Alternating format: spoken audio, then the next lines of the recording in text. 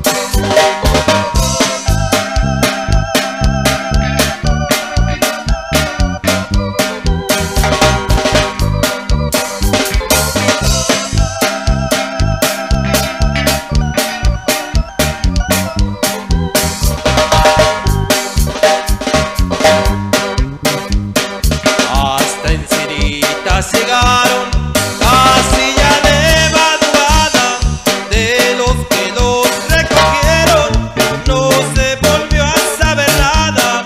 Ahí se pasaron 2 noches y sin poder hacer nada. Más tarde se decidieron a dar la vida o la muerte, pero la fe que tenían los llevó con mucha suerte. Ahora ya andan en Chicago, con dólares se divierten.